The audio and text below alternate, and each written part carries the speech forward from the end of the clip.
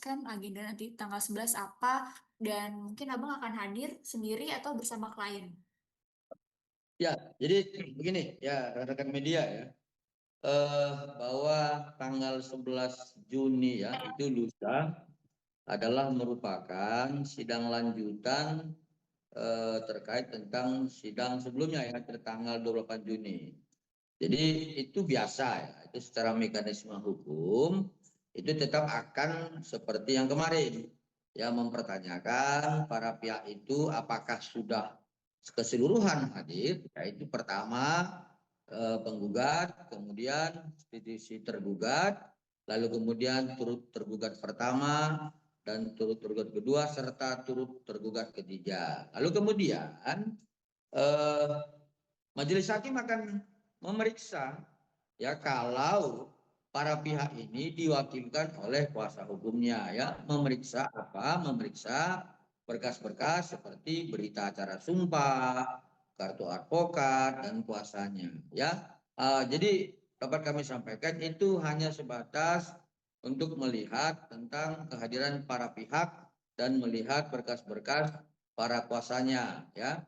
Terus yang perlu kami tegaskan begini, agar nanti tidak blunder ya, tidak menjadi satu apa opini-opini yang sesat gitu. Jadi Dokter Raja Gladys sebagai tergugat pertama dan kemudian Dokter Mufid ya sebagai tergugat kedua itu telah menguasakan kepada kami ya dari kantor hukum GPS Law Office untuk menguasakan klien kami ini untuk hadir dalam persidangan nantinya. Nah, jadi secara ketentuan di dalam pasal 123 Heritage Inland Reglement itu ya HIR itu dibenarkan. Ya, itu dibenarkan. Jadi kalau kemudian nanti ada berpendapat karena Dr. Raja Gladys tidak hadir sidang ditunda, itu adalah satu pendapat yang salah dan keliru ya. Saya tegaskan kembali bahwa Dr. Raja Gladys dan Dr. Mufid kemarin tidak hadir tanggal 28 Mei itu karena kami sudah memasakkan ya dari kantor hukum GPS Law Office, dan kalau kemudian nanti tanggal 11 Juni klien kami berkenan untuk hadir, itu juga hal yang biasa ya, itu normatif dan kami akan mendampinginya. Seperti itu. Bang Giring, ini kan mungkin sebelumnya belum dibahas, ada barang bukti mobil, HP, dan juga sejumlah uang. Mungkin itu seperti apa, Bang? Apa tadi? Mobil? Ada barang bukti mobil, HP, dokumen, dan juga uang. Itu seperti apa, Bang? Baik. Jadi Kalau begini. untuk Gimana? Gimana? kalau untuk kasus yang di pidana, Oke, dipidana ya. apa ini Begini. akan berkaitan dengan kasus perdatanya, Bang? Ya, ya. Jadi begini. Di dalam proses hukum pidana ya, dalam hukum acara kita diatur di dalam pasal 39 tentang barang bukti yang digunakan untuk sebuah dugaan tindak pidana ya. Jadi kalau kemudian ada satu buah mobil, kemudian handphone, kemudian dokumen-dokumen seperti yang disampaikan dalam rilis ya Kejaksaan Negeri Jakarta Selatan, itu adalah merupakan hal yang benar ya. Jadi ini sekaligus saya mau menyampaikan ya melalui kesempatan ini untuk kemudian agar rekan-rekan sejawat saya itu tidak memberikan pendapat-pendapat yang mengarah kepada apa ya, satu edukasi yang sesat seperti itu. Jadi begini, barang bukti itu jelas ya, barang bukti jelas seperti handphone ya, saya mau perlu tegaskan di handphonenya. Sebelumnya ya, pada saat Februari sampai Maret saya selalu berbicara bahwa ada 4 handphone yang sudah disita oleh penyidik ya, yang kemudian itu sudah dilakukan uji lab ya forensik, dan kemudian diekstraksi hasil dari seluruh percakapan di keempat handphone ini, yang tujuannya adalah untuk mengkaitkan peristiwa tanggal 27 Oktober ya, kemudian tanggal 13 November, 14 November dan 27 November. Ya, perlu kami sampaikan bahwa hasil ekstraksi dari tanggal 27 Oktober 2024 kami yakin dan percaya Di situ akan terbuka nantinya di dalam proses persidangan ya yang akan dibacakan oleh jaksa penuntut umum melalui dakwaannya, kita akan melihat ya, kita akan mendengarkan peristiwa hukum apa yang terjadi pada saat itu. Sehingga kemudian kami sering menyuarakan bahwa adanya kaitan tersangka NM dan tersangka IM dengan inisial O dengan peristiwa tanggal 27 November kemarin. Saya yakin dan percaya dari ekstraksi daripada isi percakapan handphone itu akan terkuak siapa ya sebenarnya apa ya turut pelaku serta yang lainnya gitu dalam peristiwa hukum ini. Ya. Dan kemudian tentang handphone, tentang mobil ya, mobil, saya yakin dan percaya mobil itu pasti digunakan sebagai apa ya, barang bukti yang turut serta dalam peristiwa pidana ini. Dan kalau kemudian dengan dokumen-dokumen itu ya itu pasti dengan terkait apa yang kami miliki untuk sebagai pembuktian dari laporan klien kami. Seperti itu, Pak Ira. Bang, tapi itu bisa melemahkan gugatan perdatanya nggak Bang dengan bukti-bukti dari kasus pidana tersebut? Ya, jadi kalau menurut pendapat kami dari awal kami menyampaikan bahwa gugatan One Prestasi itu kan Excalibur, ya. Jadi kenapa kami katakan Excalibur? Karena One Prestasi itu harus merupakan dengan pembuktian formil, ya. 1234 KU Perdata ya. Jadi yang pertama, kalau dalam gugatan One Prestasi itu, pertama harus dibuktikan formilnya yang pertama perjanjian. Yang kedua, adanya satu kelalaian terhadap perjanjian itu. Yang ketiga, adanya peringatan terhadap yang lalai. Yang keempat, ketidakpedulian ya terhadap peringatan itu. Nah, setelah keempat tahapan formil ini sudah terjadi, dulu ya. maka kemudian Gue nungguin dulu. terjadilah One Prestasi. Ya, jadi ada 4 tahapan yang harus dilalui sehingga terjadi One Prestasi. Lalu kalau kita mengacu kepada perjanji sah atau tidaknya sebuah perjanjian, itu mengacu kepada 1320 KU Perdata, yang artinya adalah bahwa di situ salah satu syarat utama perjanjian itu terjadi karena adanya satu kesukarelaan, ya, tidak ada paksaan.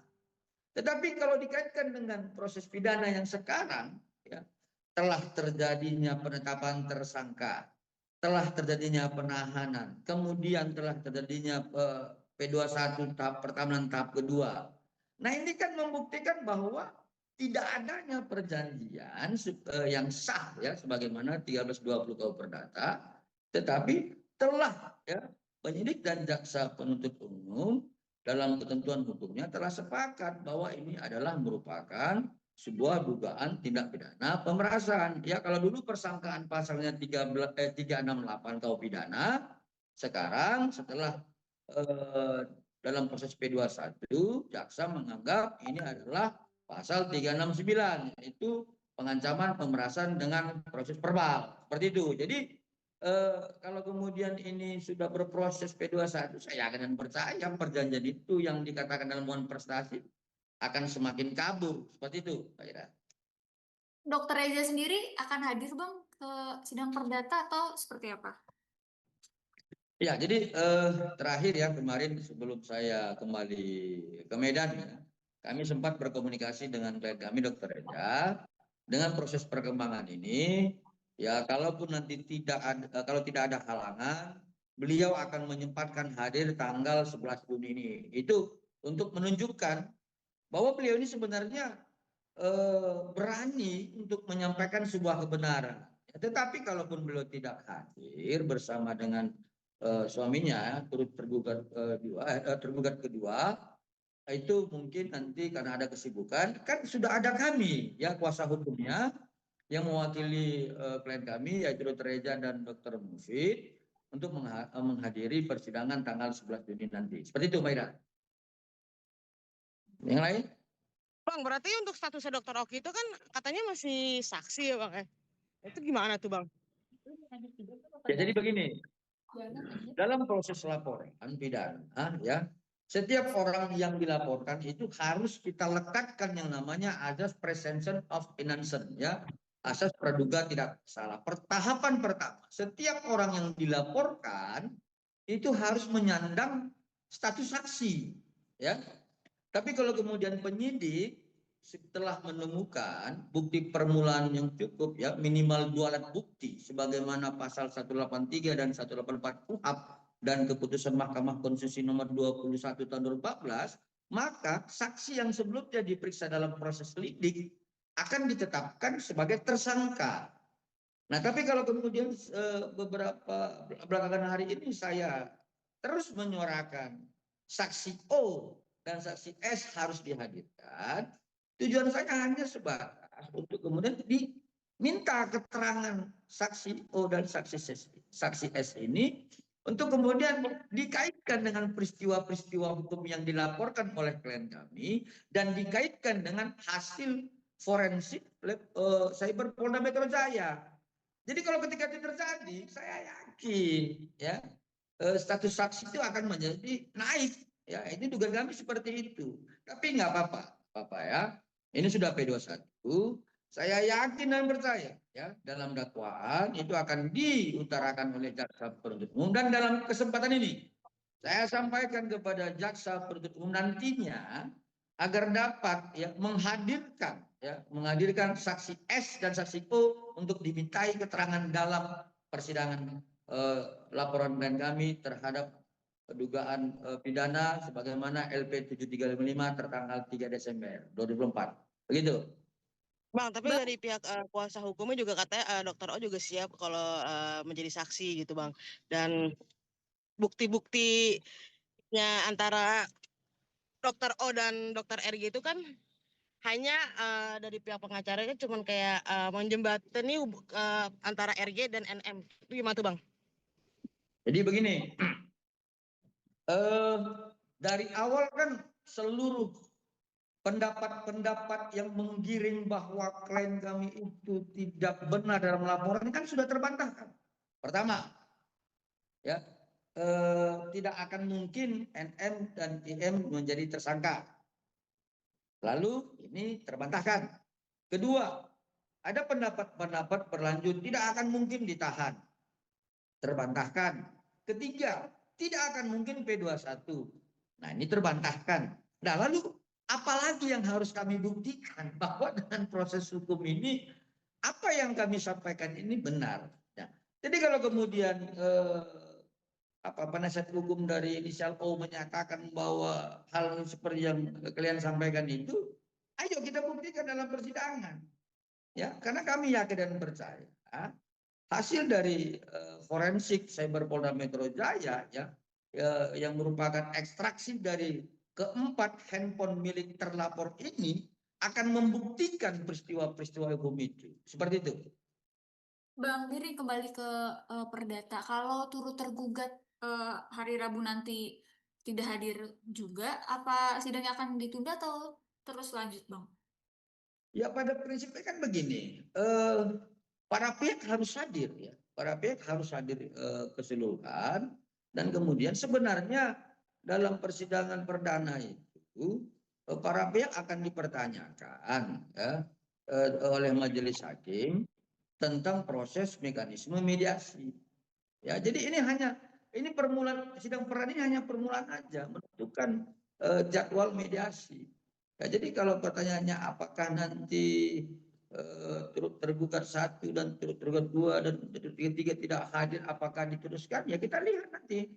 Ya tapi biasanya itu harus semua hadir untuk kemudian ditetapkan jadwal mediasinya ya. Jadi jangan berpendapat bahwa persidangan nanti tanggal 11 Juni akan terjadi suatu pembuktian itu nanti masih jauh gitu ya.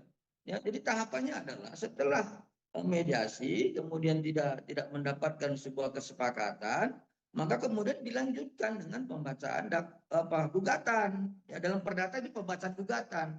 Kalau dalam pidana pembacaan dakwaan. Nah, jadi Kemudian nanti setelah pembacaan gugatan diberikan kesempatan bagi kami untuk melakukan eksepsi, ya, membela, menjawab dan seterusnya. Itu masih lama. Ya, perdebatan antara kami para kuasa hukum itu lama lagi, ya. Jadi pada prinsipnya nanti itu hanya sebatas untuk menentukan jadwal mediasi. Seperti itu. Ya. Bang, kita anggaplah hukum udah mati ya Bang. Kita anggaplah ya Bang. Nah, Abang ini kan udah memberikan segala macam bentuk ya pasal bahwa memang ada undang-undangnya segala macam lah Bang, keterlibatan segala macam lah Bang. Tapi kan kita lihat sampai detik ini kan kok kayak ya udah gampang aja, bisa digampangkan. Langkah apa Bang yang mau lagi sekarang? Apa menunggu hukum Tuhan Bang gitu Bang? Jadi kita punya prinsip, ya, kebenaran itu harus kita perjuangkan walaupun langit itu runtuh, ya. Tetapi yang pasti begini, kami sebagai advokat sebagaimana pasal 5 Undang-Undang 18 tahun 2003, ya, tapi kalau misalkan kami menguasai sebuah konstitusi, kami yakin, ya, kami tidak boleh menyerah dengan begitu saja. Kami yakin bahwa ini kebenarannya akan terungkap, ya. Pertama, kami advokat ini, ya, harus menguasai ajas formil. Kemudian tentang persoalan materialnya, ya, ini kita bicara pidana, ya. Kemudian soal materialnya itu akan dibahas dalam pokok perkaranya dalam persidangan. Ya, jadi di situ dalam persidangan nantinya dalam laporan pidana, ya, klien kami, ya, sebagai pengacara negara, ya, yang mewakili klien kami itu pasti akan jaksa penuntut umum. Kami akan berupaya, ya, kami akan berupaya keras untuk selalu berkoordinasi dengan jaksa penuntut umum. Salah satunya, ya, ini kan mekanisme hukum yang normatif sebenarnya yang sangat sederhana. Kami akan meminta, ya, akan bersuara keras nanti agar jaksa penuntut umum harus menghadirkan, ya, saksi O dan saksi S. Ini akan terungkap, akan terungkap. Saya yakin seperti itu. Ya, jadi siapa sebenarnya penenggara semua ini, dan kemudian, ya, akan terbuktikan dengan keterangan klien kami maupun keterangan ahli yang lainnya, seperti itu. Oke, berarti dalam artian Abang tetap akan fight ya Bang, karena sekali lagi kebenaran akan menemukan jalannya, seperti itu ya Bang? Oh iya dong, kita kan ini kan bukan, ya, yang disampaikan oleh penasihat hukum inisial O, ya, yang dia sampaikan, ya, kayak seperti pemain baru dan sebagainya. Kita bukan pemain, kita advokat penegak hukum, kita akan fight terus gitu loh. Ya, kita tidak akan melakukan lobby-lobby apapun, kita akan fight terus, tegakkan konstitusi, karena apapun prinsipnya bahwa kebenaran itu harus kita kejar, seperti itu. Bang Wiring, Oke Bang. Ya, ya. soal 100 miliar Bang, ini kan sebenarnya ada tergugat 1, 2, dan 3 juga. Tapi mungkin masyarakat berpikir 100 miliar nih hanya untuk menuntut Dr. Reza Gladi saja. Seperti Ya, apa jadi Bang? pertanyaannya? Jadi seperti apa Bang? Maksudnya kan orang-orang mikirnya 100 miliar ini ditujunya untuk Dr. Reza Gladi saja. Sebenarnya kan ada turut tergugat lainnya juga. Jadi begini, kami sebenarnya menanggapi ini harus dengan humor, ya, dengan komedi, ya. Pada prinsipnya kami melihat, ya, kalau kita sebagai penasihat hukum, ya, advokat itu harus melihat tentang sebuah gugatan itu ada dua hal. Yang pertama, apakah si penggugat mempunyai hak dalam hal itu? Kemudian, apakah si penggugat memiliki dasar hukum untuk mengajukan gugatan? Dua hal ini penting, ya. Jadi setelah membaca dari posita dan petitum yang disampaikan oleh kuasa hukum Nikita Mirjani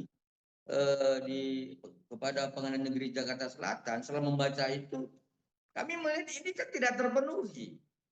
Kedua hal tidak terpenuhi, baik hak dan dasar hukumnya. Sehingga kalau kemudian digeser pernyataan tentang 100 miliar, ya, kami merasa ini, ya, ini habis kaliber lah, ya, ini kabur lah gitu. Ya, terserah nanti bagaimana majelis hakim memutuskan. Tapi yang pasti kalau ketika kemudian ini menjadi sebuah putusan yang menyatakan bahwa penggugat itu benar dan dapat dikabulkan gugatannya secara keseluruhan, nah ini akan menjadi jurisprudensi. Semua para pelaku pidana ya yang sekarang ini akan melakukan gugatan one prestasi gitu. Jadi menurut kami ini adalah sebuah gugatan yang abs kaliber dan yang menurut kami tidak terpenuhi lah. Apalagi yang 100 miliar itu hal yang menurut kami kabur dan aneh seperti itu, Pak Ira. Ada lagi? Yang lain?